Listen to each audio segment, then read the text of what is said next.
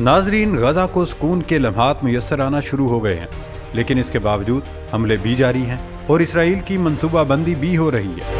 اس وقت حماس کے جواب کا انتظار کیا جا رہا ہے، لیکن جس طرح حوثیوں نے اسرائیل کے ناک میں دم کر رکھا ہے، وہ دیکھ کر نہیں لگتا کہ حماس یا کوئی اور تنظیم خاموشی اختیار کر لے گی، کیونکہ کل ہی حوثیوں کا نشانہ بننے والا برطانوی بحری جہاز آخر کار بحیرہ احمر میں غرق ہو گیا ہے۔ الجزیرہ کے مطابق یمن کے حوثیوں کے ہاتھوں نشانہ بننے والا برطانیہ کا مال بردار جہاز ہفتے کو بحیرہ احمر میں ڈوب گیا۔ برطانیہ کی ملکیت والے اس کیریئر کو 18 فروری کو متعدد میزائلوں سے نشانہ بنایا گیا تھا، جس کے بعد یہ جہاز آہستہ آہستہ ڈوبتا جا رہا تھا۔ حملے کا شکار بننے کے بعد جہاز سے بحیرہ احمر میں تیل بھی رسنے لگا تھا۔ حکام کا کہنا ہے کہ روبی مار کے ڈوبنے سے بحیرہ احمر اور اس کے مرجان کی چٹانوں کو تباہ کن ماحولیاتی نقصان کے خدشات نے جنم دیا ہے۔ یہ برطانوی کارگو 41,000 ٹن سے زیادہ کھاد لے کر جا رہا تھا۔ امونیم فاسفیٹ سلفیٹ کھاد کی وجہ سے سمندری ماحول کے لیے آکسیجن کی کمی کا خطرہ لاحق ہو گیا۔ یمن کے بین الاقوامی سطح پر تسلیم شدہ حکومت نے ہفتے کے روز ایک بیان میں کہا کہ جہاز گزشتہ رات موسمی عوامل اور سمندر میں تیز ہواؤں کے باعث ڈوب گیا ہے۔ اس ایک جہاز کے ڈوبنے سے برطانیہ کو نہ صرف اس ایک جہاز کا نقصان ہوا، بلکہ اس جہاز سے برطانیہ کو معلوم ہو گیا کہ اب ان کے لیے اس پورے علاقے میں تجارت کرنا محال ہو گیا۔ اسی لیے اب امریکہ کو بھی یہی احساس ہو رہا ہے اور دونوں ممالک چاہتے ہیں کہ کسی طرح جنگ بندی ہو جائے۔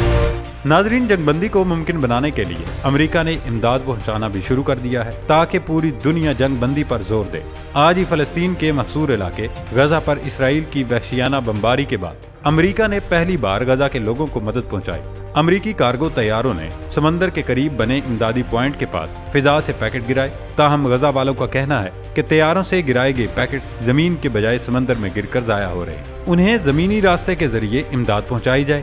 الجزیرہ کے مطابق غزہ میں گزشتہ 5 ماہ کی جنگ کے بعد انسانی بحران کا سامنا ہے۔ ایسے میں امریکی C-130 طیاروں نے غزہ کی ساحلی پٹی کے ساتھ 38,000 سے زیادہ کھانے گرائے۔ امریکی صدر جو بائیڈن نے ایک روز قبل اعلان کیا تھا کہ جمعرات کو شمالی غزہ میں امداد کے لیے قطار میں کھڑے 100 سے زائد فلسطینیوں کی ہلاکت کے بعد امریکہ وہاں فضا کے ذریعے ہی امداد فراہم کرے گا، لیکن ان میں سے اکثر پیکٹس ضائع ہو رہے ہیں۔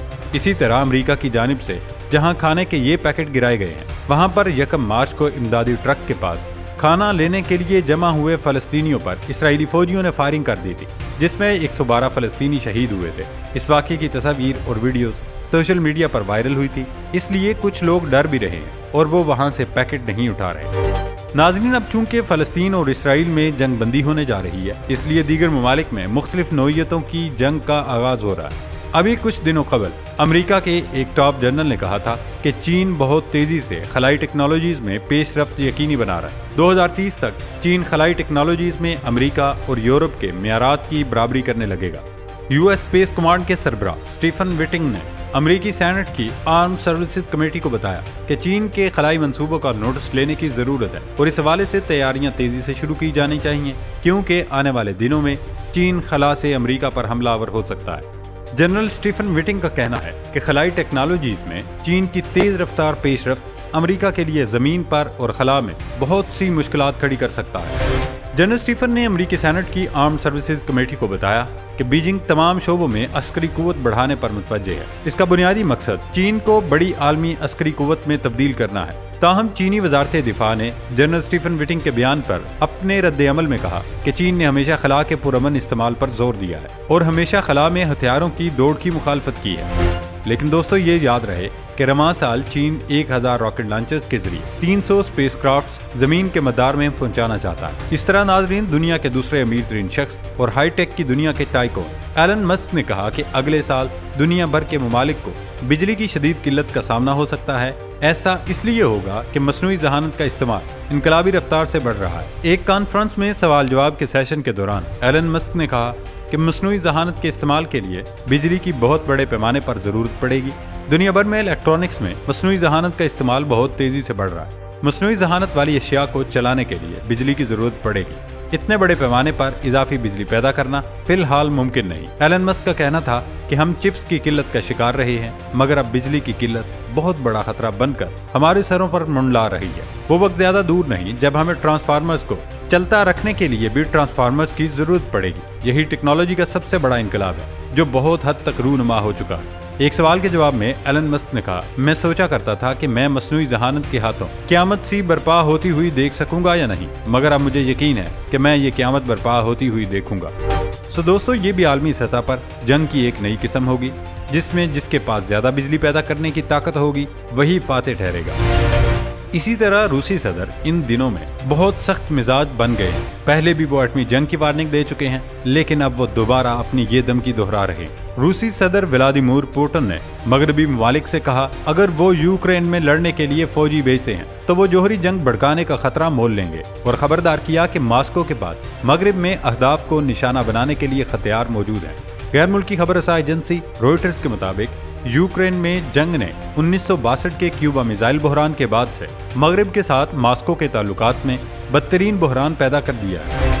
व्लादिमीर पुतिन पहले भी नेटो और रूस के दरमियान बराह रास्त तसादुम के खतरात के बारे में बात कर चुके हैं, लेकिन उनकी जुमेरात की जोहरी वार्निंग सबसे वाज़ेह थी। कानून साजों और मुल्क की इशराफिया के दीगर अरकान से खिताब करते हुए 71 साला व्लादिमीर पुतिन ने अपने इस इल्ज़ाम को दोहराया कि मगरिब रूस को कमज़ोर करने पर तुला हुआ है, और कहा कि मगरबी रहनुमा ये नहीं समझ रहे कि रूस के अंदरूनी मामलात में उनकी मुदाखलत कितनी खतरनाक हो सकती है।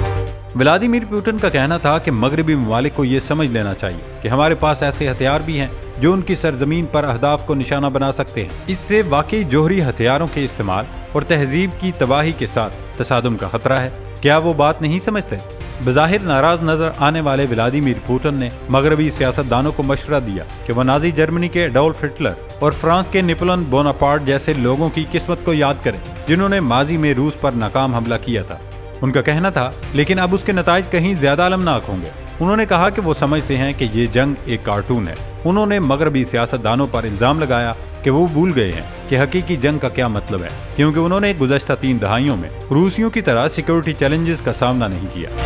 दूसरी तरफ बरतानवी नशरियाती इदारे की रिपोर्ट के मुताबिक फ्रांस ने यूरोपीय ममालिक की तरफ से यूक्रेन में अफवाज भेजने का अंदिया दिया था, जिसके बाद रूस ने यूक्रेन के इत्तेहादी यूरोपीय ममालिक को खबरदार किया था। रूस ने कहा था कि यूक्रेन में उनके खिलाफ फौज भेजने की सूरत में वो भी जंग का दायरा वसी करेंगे, और ऐसी सूरत हाल में नेटो और रूस का तसादुम नागजीर हो जाएगा। दोस्तों, रूसी सदर की इन धमकियों के बाद नेटो सरबराह ने वजाहत पेश की कि अमरीकी ज़ेर क़यादत फौजी इत्तेहाद का यूक्रेन में फौजी दस्ते भेजने का कोई इरादा नहीं, जबकि जर्मनी और पोलैंड ने भी यूक्रेन में रूस के खिलाफ फौजी भेजने से इनकार कर दिया। नाजरीन, मुस्लिम ममालिक में ईरान इस तरह जंगों में मुतहरक नजर आ रहा है। ईरान ने रूस से मुकामी तौर पर तैयार करदा इमेजिंग सैटेलाइट लॉन्च कर दिया। इसमें मरकजी किरदार रूस का ही है। मगरिब के साथ बढ़ती हुई कशीदगी के दरमियान ईरानी साख्ता एक तहकीकी सैटेलाइट मदार में छोड़ा गया। सरकारी न्यूज एजेंसी के मुताबिक पारस 1 रिमोट सेंसिंग और इमेजिंग सैटेलाइट रूसी सोयूज रॉकेट के जरिए वोस्टोचिनी कॉस्मोड्रोम से लॉन्च किया गया था, और ये 310 मील के मदार से ईरान की टिपोग्राफी को स्कैन करेगा। ईरान ने दावा किया कि उसने अपने ही रॉकेट का इस्तेमाल करते हुए जनवरी में बेअक 3 सैटेलाइट मदार में भेजे थे। अमेरिका समेत मगरबी हुकूमतों ने बारहा ईरान को ऐसे लॉन्चों के खिलाफ खबरदार किया है और कहा है कि इसी टेक्नोलॉजी को बैलिस्टिक मिसाइलों के लिए भी इस्तेमाल किया जा सकता है, जिसमें जोहरी वारहेड पहुंचाने के लिए डिजाइन किया गया है। दूसरी तरफ भारतीय वज़ीर आज़म नरेंद्र मोदी ने सनसनीखेज अंदाज में इन 4 खलाबाजों के नामों का ऐलान किया है जो भारत के गगनयान मिशन पर जाएंगे। ये ऐलान कई दिन तक नामों को राज में रखने के बाद ऐसी सनसनी फैलाकर किया गया गोया भारत मरीख पर मिशन भेज रहा हो, लेकिन भारत का गगनयान मिशन सिर्फ ज़ेरी खला तक है।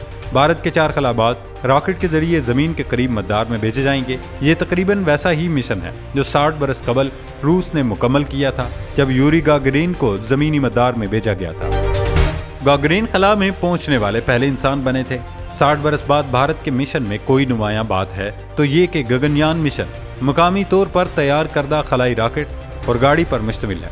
इसके बावजूद ये मुकम्मल तौर पर देसी मिशन नहीं। जिन 4 खलाबाजों को मिशन के लिए मुंतखब किया गया है उनकी तरबियत रूस में हुई है।